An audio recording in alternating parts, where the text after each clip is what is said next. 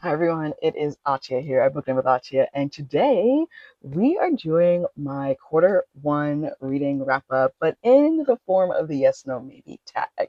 So if you don't know, the yes, no, maybe tag is basically where you go through a list of books that you've read, whether that's like monthly reads or even like a predetermined list, something like, the 100 books you have to read, or basically you go through a list of books, rapid fire, and you say, yes, you would definitely recommend it. No, you wouldn't recommend it.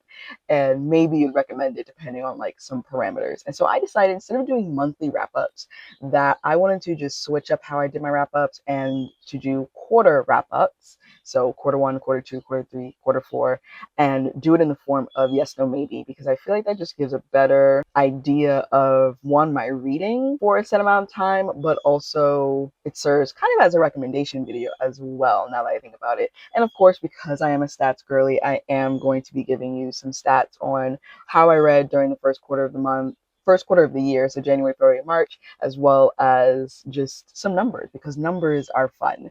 Before I jump into these stats, I do want to recommend or encourage you to check out my bonfire to get yourself some merch, as well as my Etsy shop to snag yourself some bookmarks. And if you would like to contribute to the channel on a monthly basis, you might want to consider becoming a channel member or a Patreon member.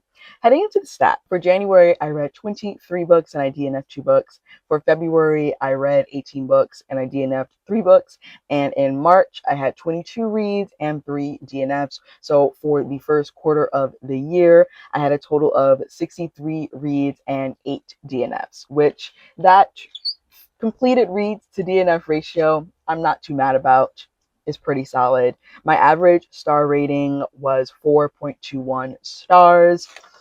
The breakdown, and this is going to include DNFs in terms of type of book: 55 novels, 2 novellas, 2 nonfiction, 10 manga, and 1 picture book. That breaks down to, in terms of age range, 66% of my reads were adult, 21% were YA, 12 were middle grade, and less than 1%, or really 1%, were picture books. 48 of the books I read were authored by women, 19 were authored by men, and 2 were authored by non-binary people. Of those 63 reads and 8 DNFs, 8 of them were debut novels, 26 were new to me authors, 3 were indie published, and 6 were translated works. That rounded out to a total of 8,196 pages and 158.34 hours for the first quarter of 2026. Now, going through, this is where we get into the yes, no, maybe tag,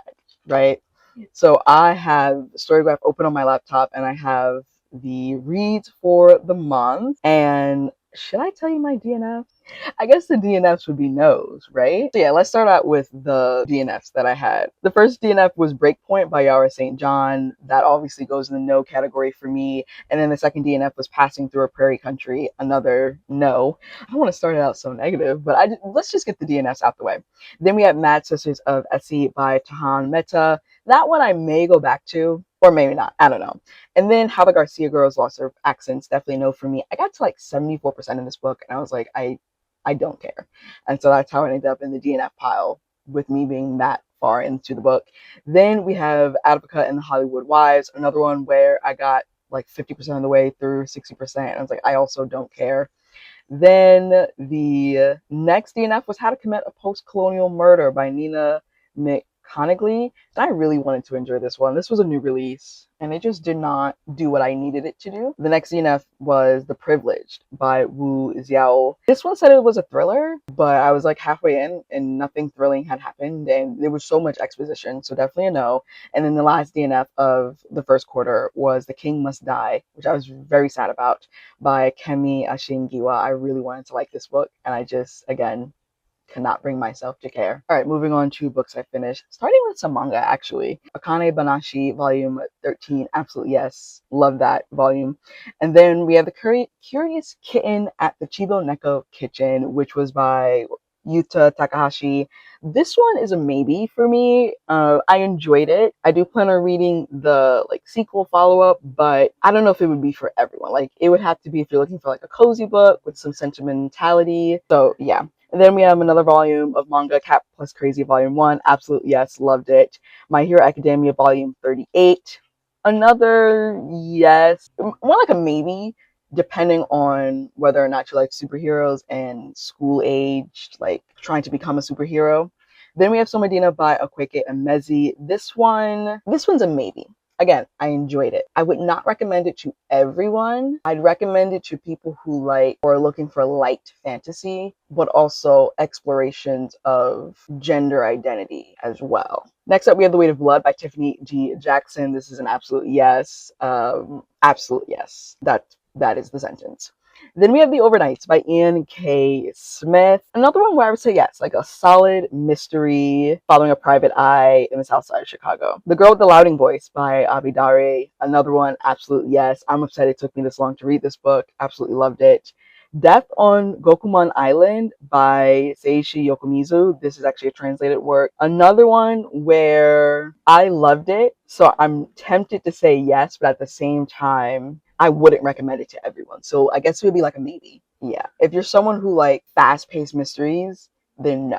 But if you're someone who doesn't mind a mystery that takes its time and you really are fleshing out the characters, then definitely yes. So because it's like two different groups of people who I would not recommend and then recommend, that's why it's going to fall in the maybe. But I gave this book 5 stars. Then we have Memorial by Brian Washington. This one is a maybe. Next up is A Mythical Case of Murder by Melissa Erin Jackson. Another cozy mystery, or just a cozy mystery with a paranormal twist. And because of the paranormal twist and the fact that it's a cozy, it'll be a maybe from me. Next up, we have My Heart is a Chainsaw by Stephen Graham Jones. That's a maybe. Next up, we have How to Stop Feeling Like Shit by Andrea Owen. This is an absolute yes, especially for those of us who are socialized as girls and women. Absolute yes. 100% a surprise read, or a surprise love, if you will. So definitely. Then we have The Amber Glow Candy Store by Hiyoko Kirisu. This is another translated work. This is a no for me. I don't even know why I finished this book. This should have been a DNF, if we're being completely honest. Next up, we have Love Requires Chocolate by Raven K. Stringfield. Yes, this one was fun. I absolutely enjoyed myself. Then we have a bunch of the Witchlings series. So the second book, The Golden Frog Games by Claribel A. Ortega. Yes. House of Elephants by Claribel A. Ortega. Another yes. Loved that one. And then The Scepter of Memories by Claribel A. Ortega, which is book 4 in the Witchling series. Another yes. Even if you're not someone who, one, enjoys fantasy or does not typically read middle grade, I would still recommend this series because it talks a lot about structures of power. It talks about just growing up and it doesn't talk about puberty, but it explores it in a way that is informational-esque, if you will. It makes it seem it's just a natural part of life, and so it's like woven in there, like these changes that they're going through. There's also talk about discrimination, right, and the power of stories and memories. So I would definitely highly recommend that series. Then we have a reread, not another reread. We have a reread, and that is Iron Widow by Zirin J. Zhao. And I feel like because it is a reread, you know that it's going to be a yes for me. Like I absolutely loved rereading that. So glad I did. Then we have And So I Roar by Abidare. This is the sequel to Girl with the Louding Voice. Another yes. Love that book. Next up, we have Crime Rangoon by Vivian Chien. This is a cozy mystery, the 12th book in the Noodle Shop mystery series. This one I would give a strong yes. This is probably one of her, if not the strongest book in this series, because of what it does and how it breathes new life into the series, but then also how it kind of hints at a follow-up. So, I mean, obviously it's a series, so there's going to be a next one, but it creates a through line that's very interesting. Akane Banashi Volume 14. Yes, love that volume. And then we have Forbidden by Beverly Jenkins. This one is a maybe for me. Wasn't her strongest, or rather, it wasn't my favorite, but it was pretty solid, you know? So, yeah, I would still give it a maybe. Maybe tilting towards yes. Next up, we have The Storm Runner by J.C. Cervantes. This is a middle grade fantasy. I would give this a yes just because I know that the series gets better as it goes on. Not that this was a bad book or a bad start to the series. But I just know, even if you're like, when you read the first one, I would say continue on with the series. Volume 14 of the Apothecary Diaries, yes, absolutely. The Village of Eight Graves by Seishi Yokomizu. This is the third book in the Detective Kosuke Kindaichi series, which Death on Gokumon Island is part of that series. So, but this one, The Village of Eight Graves, I would give it maybe. I would give it maybe. This was not the best one out of that series that I've read so far. Komi Can't Communicate, Volume 35, definite yes. Whenever it's going to be a Komi Can't Communicate volume, it's going to be a yes for me. Indigo by Beverly Jenkins, absolute yes. That book was spectacular. All of her, not all of her. What I've read of her so far is historical romance. So this is another historical romance. Stops on the Underground Railroad, enemies to lovers type thing. Loved it. Cat Plus Crazy Volume 2, another yes for me. Guardians of Dawn, Zara, which is the first book in this series by S.J. Jones. This is a surprise 5-star. This one shocked me. I did not expect to love it as much as I did. So obviously it's a yes, especially if you're someone who likes Sailor Moon or like the series Witch. Anything where there's like a group of girls who are coming into their power and they kind of like have to find each other, but also dealing with a retelling of a fairy tale. So this has elements of being a Cinderella retelling, very light, and that it's funny as well. Just absolute yes, love it, highly recommend. Yona of the Dawn, Volume 45, another series that I absolutely love, and I'm sad that it's coming to an end soon. This is going to be a yes from me. The King's Beast, Volume 4, this is a maybe. This entire series is a maybe. It's very slow going. There is a romance, but it's not the central plot. It's more of a revenge story. So yeah, this is going to be a maybe. Then we have Secrets of the First School by T.L. Huchu. This one's a maybe, which sucks because it was the last book in the series. This one's a maybe. I wanted more from this.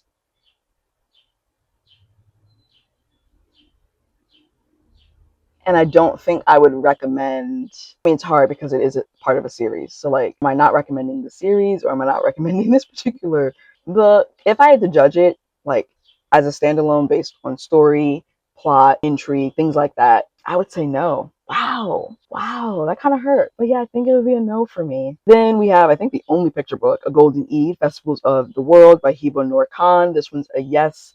Absolutely enjoyed it. Then we have the first book in the Hollow Covenant series, and that is The Gods Below by Andrea Stewart. This is going to be a yes for me. This woman can write, like write. And the worlds that she creates are just like mind-blowing.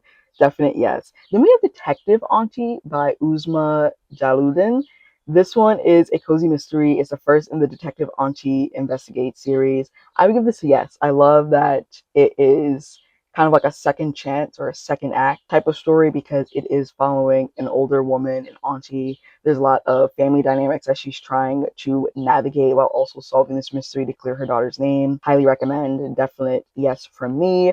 Then we have Blood for the Undying Throne by Sung Il Kim. This is the second book in the Bleeding Empire series. Absolute yes. Absolute yes. This sequel, there was no slump in sight. You know, like how you can sometimes have a sophomore slump in a series.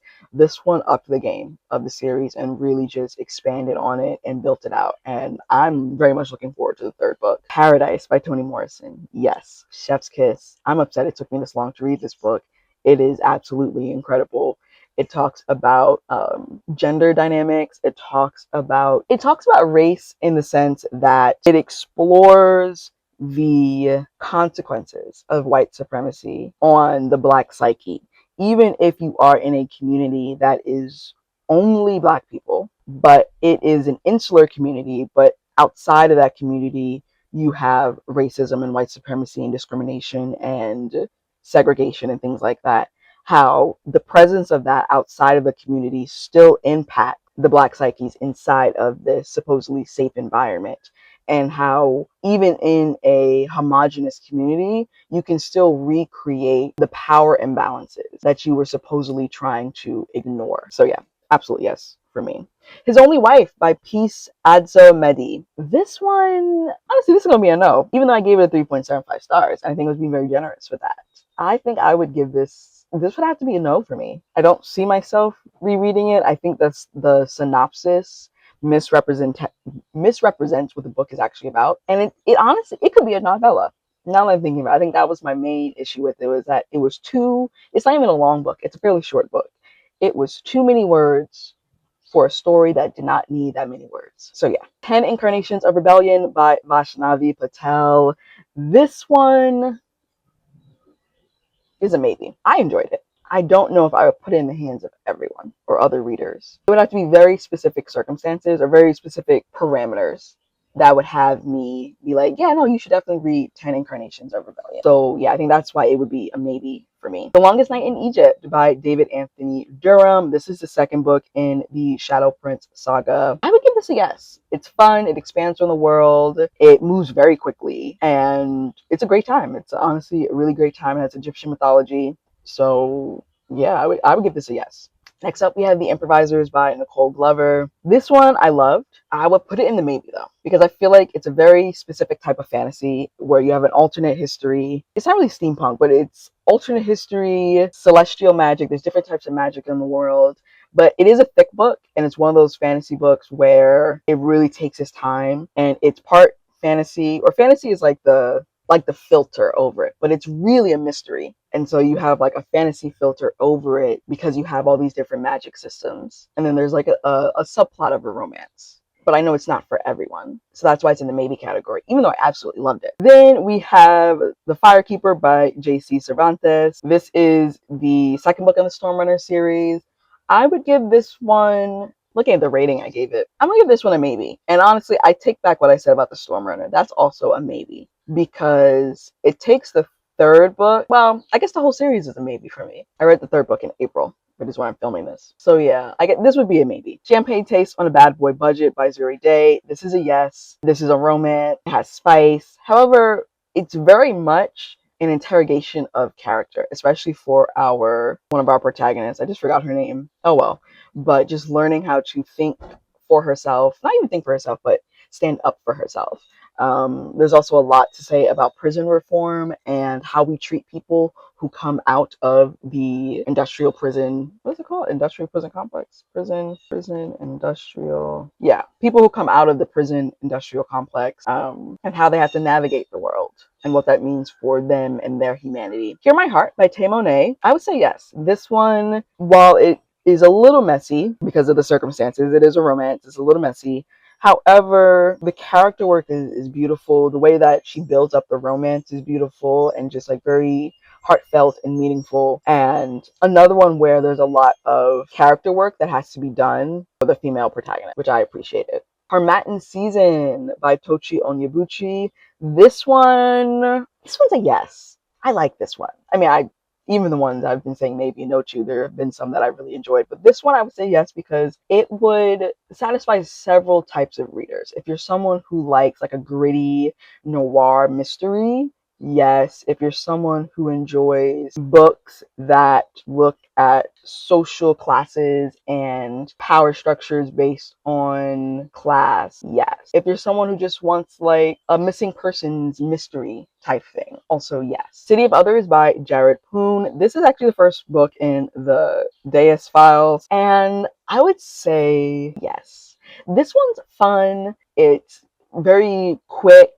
Great character development, excellent plot. There's also a mystery, not a mystery. Well, there's a mystery element now that I think about it, but there's also a fantasy element there that's kind of wild. And it was just, this one was a surprise favorite for me, honestly, for the month of March. I did not expect to love it as much as I did. When We Make It by Elizabeth Velasquez. This is a YA novel in verse. That is a hard yes.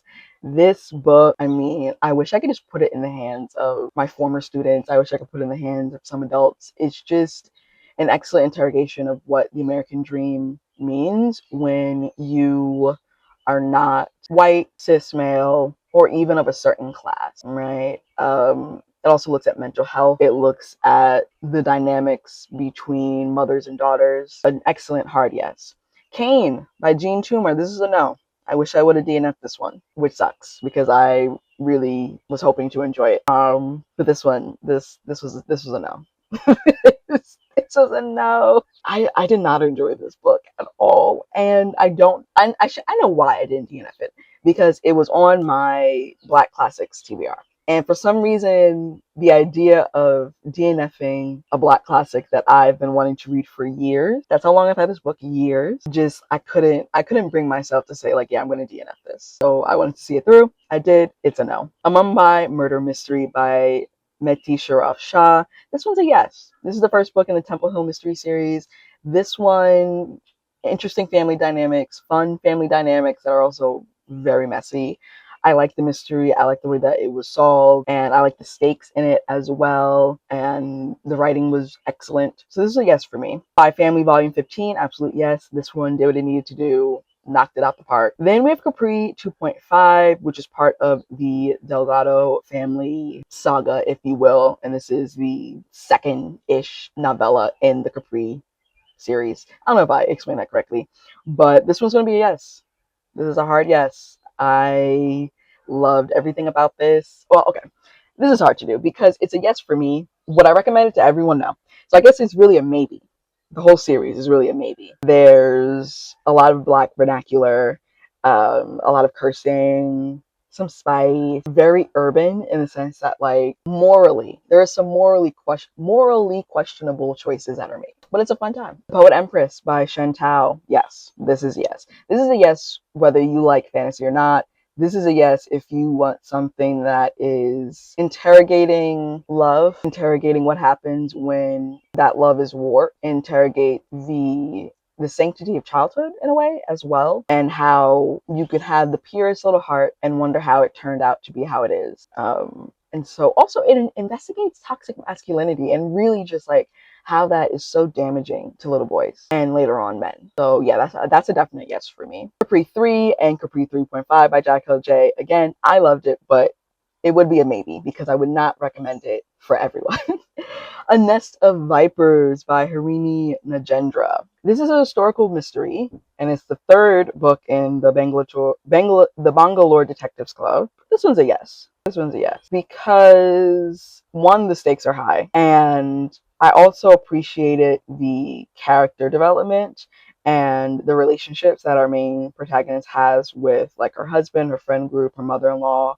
So yeah, I think this was a pretty solid one. Relic Hamilton Genie Hunter by Joseph Coelho. This one's, would I recommend it? I don't know. I really don't know. It's a low maybe, leaning towards no. Right? I think I'd be interested to see what happens next, but I wouldn't be like running to the sequel. So I guess it's a no. Yeah, that hurts, but it's a no. The Widows of Malabar Hill by Sujata Massey. This is the first book in the Perveen mystery series. Yes. Yeah, another historical mystery. Yeah, this one's a definite yes. This explores a lot. Gender dynamics, gender social dynamics, social class, colonialism, and the impacts of colonialism on a 1920s India. So yeah, that's a definite yes for me. Next up, we have The Star Seekers by Nicole Glover. This is the fourth book in the Murder and Magic series. Again, I loved it, but this one is a maybe because it would have to be specific parameters of what you're looking for. Matriarch by Tina Knowles, a memoir. This one is a yes for me. I did not expect to love this memoir like I did, and I didn't expect the lessons in this memoir. I mean, there's so much about just mothering and the different ways that mothering shows up. There's a lot to say about community and knowing where you come from in order to move forward and to give that forward to future generations. There's a lot about growing up a girl in America, especially a Black girl. Really, it's about growing up a Black girl in America, navigating that and trying to help the next generation navigate that in a way that is not limiting in the same way that it may have been limiting for you and your generation. Ties That Tether by Jane Agaro. This is another one where it'll probably be a no for me, and I think I rated it a little bit too high, honestly. I contemplated DNFing this several times, and for whatever reason, I didn't. It's so weird when I'm like, I should DNF this, but I didn't. And what it was trying to do could have been done better. So yeah, there's that. That's a no for me. Where the Black Flowers Bloom by Ronald L. Smith. I don't know. I'm trying to remember the story. I think it's gonna have to be a no. Yeah, I think that's gonna have to be a no for me. for Where the Black Flowers Bloom, because I'm really sitting here like I don't think, like, if you were to ask me about middle grade fantasy to gift a child, or like a young adult or someone who enjoys that, I don't think I would recommend this one. Like, it wouldn't be high on my list, is what I'm trying to say. Then the last book of the first quarter is going to be Blood at the Root by Ladarion Williams. This one is a maybe. I enjoyed it, and it's a maybe, I guess, because it very much is urban fantasy in the sense that it takes place in this world, and it's not like an alternate world; it's very much this world. But I guess it also interrogates just the idea of Black children not feeling magical and not feeling like they deserve to be the center, creating those safer spaces for them, and the importance of that. It's also funny. I think the character work could have been a little tighter. The plot could have been a little tighter. But what it was trying to do and what it did do, and the fact that I do want to read the second book, I like, even before I was done with it, I was like, I'm going to continue in the series. So I'm going to change that from a maybe to a yes. That's going to be a yes for me. And yeah, that is my quarter one wrap up with the yes, no, maybe tag, quarter one stats and everything. Let me know your either top book from January, February, March, or just the first quarter, and maybe your like least favorite book from the first quarter. And tell me if you have any reads in common. Did we read any of the same books during the first quarter? Just comment that down below. Again, make sure to check out my Bonfire, my Etsy shop, and if you'd like to support the channel on a monthly basis, you might consider becoming a Patreon or a channel member, and I will see you in the next video. Bye. Showing. I ain't living for the moment. I see what's mine and I want it. Hungry like a Pac-Man. I'm Bruce Wayne and Batman. I'm Naruto with a Hanzo. Got a sharp mind like I'm Einstein. Plus I'm copywriting, so it's all mine. Check it for me.